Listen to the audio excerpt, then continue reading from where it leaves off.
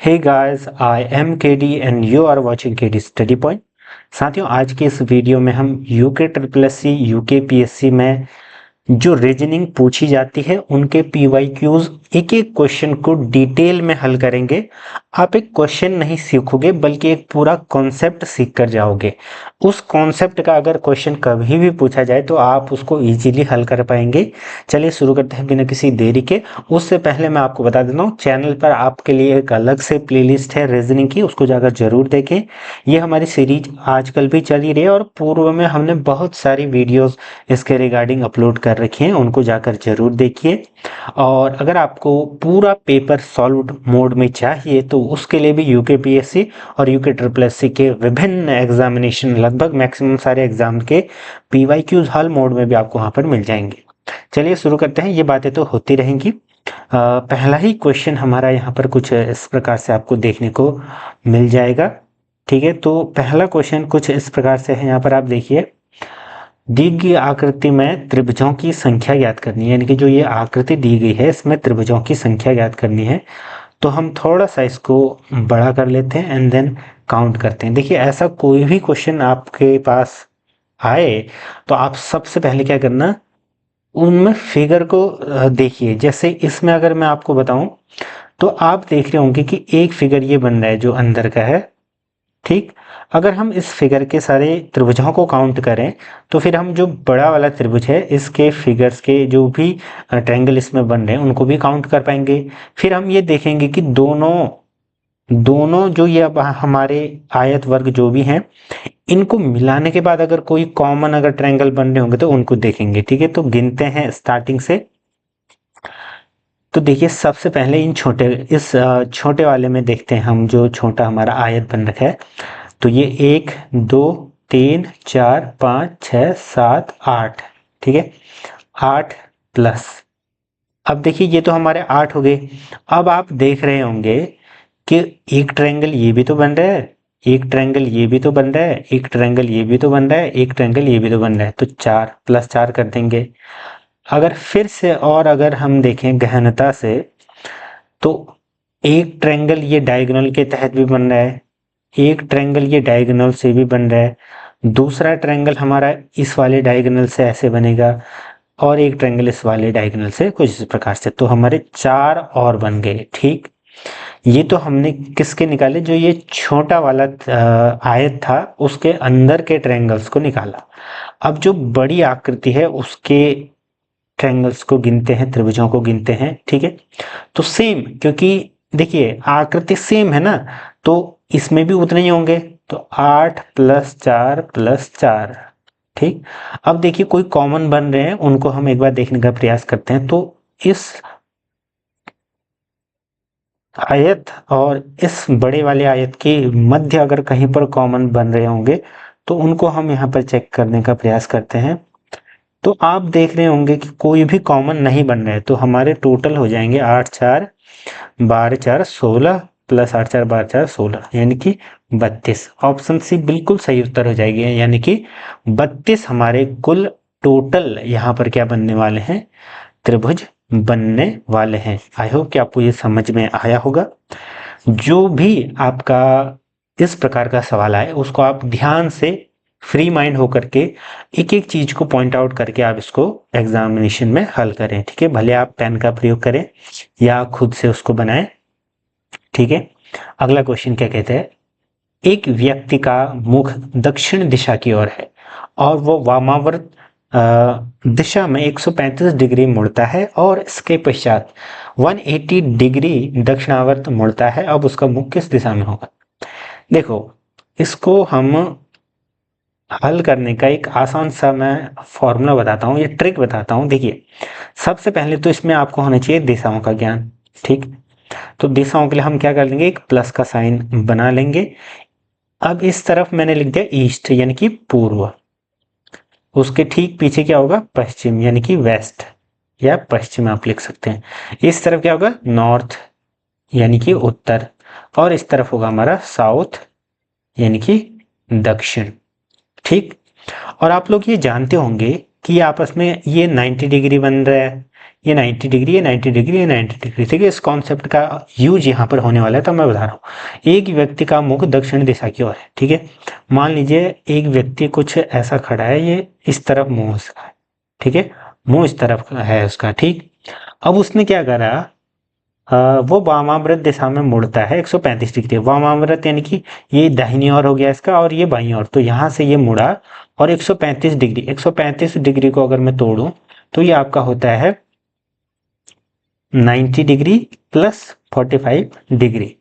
ठीक, तो 90 डिग्री हमारा ये हो जाएगा, यानी कि ये 90 डिग्री, एंड देन फिर ये हमारा क्या है, 90 डिग्री है, ये वाला पार्ट हमारा बन गया। ठीक है, बट इसने कहा कि 135, तो पहले के 90 डिग्री ये हो गए, इस तरफ मुड़ाइए, और जो हमारे नेक्स्ट 45 डिग्री कुछ इस प्रकार से। ठीक है, तो अब उसका मुंह इस तरफ है। कहने का मतलब देखिए 9 4 13, यानी कि ये टोटल एंगल कितना हुआ, ये टोटल एंगल हो गया 135 डिग्री का। अब वो इस तरफ मुड़ रखा है।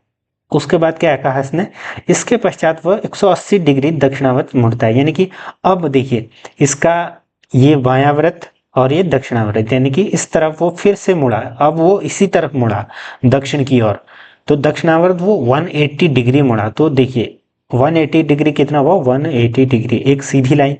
तो यहाँ से अगर मैं सीधी लाइन ऐसे खींचूं तो जो हमारा ये एंगल बन रहा है यहाँ से लेकर यहाँ, इसको क्या कहते हैं, 180 डिग्री। ठीक है, ये जो मैं ग्रीन कलर के पेन से लिख रहा हूँ, ये 180 डिग्री ये बन गया। ठीक है, इसका मतलब अब उसकी पोजीशन ये वाली है। अब हमसे पूछा गया है कि अब उसका मुंह या मुख किस दिशा की ओर है। अब ये पोजीशन हमें निकालनी है। ये कैसे निकालेंगे, मैंने ये पिक्चर तभी बना रखी है, ये ईस्ट था, ये वेस्ट था, ये नॉर्थ, ये साउथ। तो ये जो डायरेक्शन हो जाएगी वो ये क्या हो जाएगा, साउथ वेस्ट। ऑप्शन कौन सा दिख रहा है आपको, दक्षिण पश्चिम, दक्षिण पश्चिम हिंदी। ठीक है, तो ऑप्शन डी बिल्कुल सही उत्तर हो जाएगा। ठीक है, आपको ध्यान के रखना है, दिशा वाले कोई भी क्वेश्चन आए तो आपको उसमें इसका प्रयोग जरूर करना है। अगर आपको ये याद है तो बढ़िया है, मैं भी इसी प्रकार से करता हूँ। जब भी कोई इसका क्वेश्चन सॉल्व करना हो, इसको इस प्रकार से मैं बना लेता हूँ, ईस्ट वेस्ट नॉर्थ साउथ। सबसे पहला काम मेरा यही होता है, उसके बाद मैं सीधे जो चीजें दी गई हैं एकदम से क्लियर कट यहाँ पर बनाता हूँ। अब देखो नेक्स्ट क्वेश्चन क्या कह रहा है, जब एक समतल दर्पण में देखा जाता है तो एक घड़ी 8:30 का समय दिखाती है, सही समय क्या है हमसे पूछा गया है। देखिए जब भी इस प्रकार का क्वेश्चन है, और मैंने जनरली देख रखा है, सामान्यतः ये क्वेश्चन हर बार आता है। ठीक है, सामान्यतः ये हर बार ये क्वेश्चन पूछा गया है। तो इसके लिए आप क्या करोगे, एक काम तो आप ये कर सकते हो कि घड़ी इस प्रकार से बना करके दर्पण ऐसे, फिर उसकी बिंब यहाँ पर बना देंगे। ये बहुत ही आउटडेटेड है और इसमें एक्यूरेसी आपकी नहीं आएगी। ठीक है, ये बस गेस करने के लिए है। अब आप क्या करोगे, देखिए आपको करना कुछ नहीं है, जो समय दिया गया है उसको 11:60 से आप घटा दीजिए, इससे घटा देना। ठीक है, अब देखो हमें समय दिया गया था 8:30। ठीक, अब हम क्या करते हैं यहाँ पर -8:30 कर लेते हैं। ठीक, अब देखो इसमें से ये गया तो 30, 11 में से 8 गया तो 3। ठीक है, 3:30 हमारा सही उत्तर आ गया।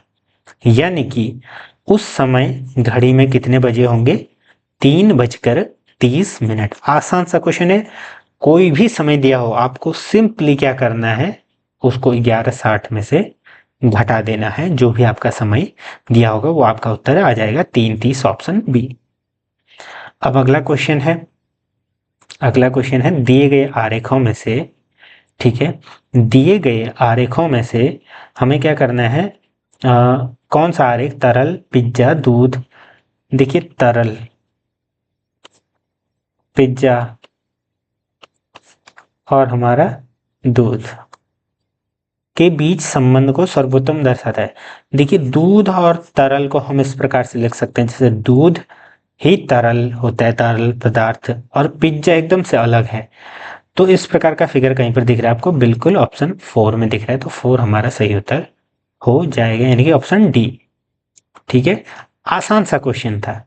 अगला क्वेश्चन, गायों और मुर्गियों के समूह में, देखिए ये बहुत ही बेहद क्या है, अच्छा सवाल है, इंटरेस्टिंग आप इसको सवाल कह सकते हैं। ठीक, गायों और मुर्गियों के एक समूह में पैरों की संख्या सिरों की संख्या के दोगुने से 14 अधिक है, तो गायों की संख्या ज्ञात करनी है। ठीक है, इसमें थोड़ा सा कॉन्सेप्ट आपको लगेगा, वो कॉन्सेप्ट कैसे लगेगा मैं आपको बताता हूं। देखो, आपको करना क्या है, देखिए मान लिया कि गायों की संख्या बराबर, मैं आपको समझा रहा हूं इसलिए ऐसा लिख रहा हूं, बाकी आप सीधे ही हल करेंगे एग्जाम में। हम लिख लेते हैं गाय यानी कि सी, काउ, सी लिख लेते हैं, ठीक, सी। और जो हमारा मुर्गी है, मुर्गियों की संख्या बराबर हम लिख लेते हैं मुर्गी यानी कि हैन, तो एच लिख लेते हैं, ठीक है। सी और एच मान लीजिए इनकी क्या है, संख्या है। अब देखिए स्मॉल सी और स्मॉल एच मैंने लिख दिया इनका नाम, ठीक। अब इसमें कहा क्या गया है, देखिए अब अगर मैं आपसे पूछूं कि पांव गाय के कितने होंगे, तो 4C होंगे, और जो हमारी मुर्गियां होंगी उनके पांव कितने होंगे, 2H होंगे, ठीक है। ये बातें आपको ध्यान में रखनी है। अब देखिए, और यहाँ पर हेड यानी कि सिर, सिर कितने होंगे, तो सिर तो भाई गाय हो या मुर्गी हो एक एक ही होगा ना, तो हम क्या करेंगे, सिर बराबर C प्लस W हम यहाँ पर लिख सकते हैं, या W नहीं, H लिख रखा है हमने, C प्लस H, ठीक। C से काउ, H से हैन, ये इनकी क्या हो गए, सिर हो गए। पाँव क्या होंगे, पाँव 4C आपका गायों के होंगे यानी कि काउ के, क्योंकि उसके 4 पाँव होंगे, और मुर्गियों के 2 पाँव होंगे, तो 2H, ठीक है। अब क्या कहा गया है, क्वेश्चन, मेन क्वेश्चन यहाँ से शुरू होता है। ये हमने बेस बनाया, क्या बनाया, बेस।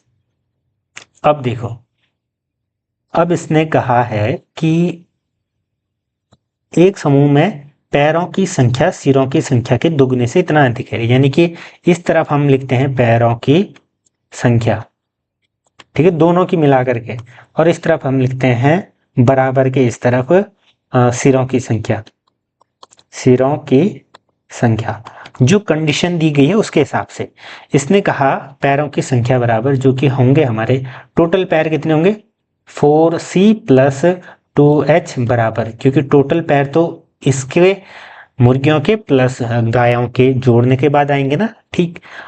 इसने बोला कि जो टोटल पैरों की संख्या है वो सिरों की संख्या के दुगने से 14 अधिक है, यानी कि जो इनकी संख्या है वो सिरों के संख्या के दुगने, यानी कि 2 गुणा सिरों की संख्या C plus H, C plus H total सिरों की संख्या थी, टोटल सिर थे ये, ठीक है, टोटल सिर, तो टोटल सिर गुणा 2 प्लस 14, यानी कि इसका मतलब क्या हुआ, जो समीकरण में कहा गया है कि जो टोटल पांवों की संख्या है, पैरों की संख्या है, वो बराबर होगी 2 गुना सिरों की संख्या के प्लस उसमें 14 जोड़ेंगे, तो तब ये बराबर होगा, ठीक। ये हमारी इक्वेशन मिल गई, बस इसको हल करना है और हमारा उत्तर आ जाएगा।